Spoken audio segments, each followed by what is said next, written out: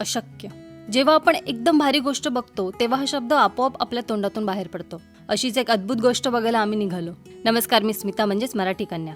कोकणातल्या सुसाट रस्त्याने खाडीवरचे पूल ओलांडत आजूबाजूच्या निसर्गाचा आनंद घेत आम्ही मराठा आरमाराची शान असलेल्या विजयदुर्गला येऊन पोहोचलो. वाघोटन खाडीच्या किनाऱ्यावर असलेला विजयदुर्ग म्हणजे आश्चर्याने भरलेला दुर्ग. हजारो तोफगोळ्यांचा मारा सहन करून सुद्धा आजही डौलाने उभा आहे. 2 भक्कम बुरुजांच्या आत लपवून बांधलेल्या महाद्वारात आलो आणि भन्नाट वाहणाऱ्या वाऱ्याने आमचं स्वागत केलं. संपूर्णपणे जांभ्या दगडात बांधलेल्या वास्तू आज शेकडो वर्षानंतरही उभ्या आहेत. कडेला 27 बुलंद बुरुज आहेत. त्यातला खुबलडा बुरुज बघून अशक्य हाच शब्द तोंडातून बाहेर पडतो. बुरुजावर जाण्यासाठी बांधलेल्या भुयारी मार्गाची रचना तर जगात भारी आहे. इथून 360 डिग्री नजर ठेवता येते. तटबंदीच्या भिंतीवर चालताना चीनची भिंत फिक्की वाटायला लागते.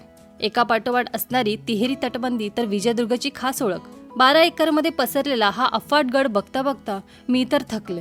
पण अमोलने मला धीर देत सांगितलं, आता थोडंच राहिलंय, चल. मग खोट्या धीराला बळी पडत आम्ही बाकीचा भाग बघायला पुढे गेलो. बहुमजली बुरुज, मंदिर, धान्य कोठार, तोफा आणि पाण्याचे हौद बघितले.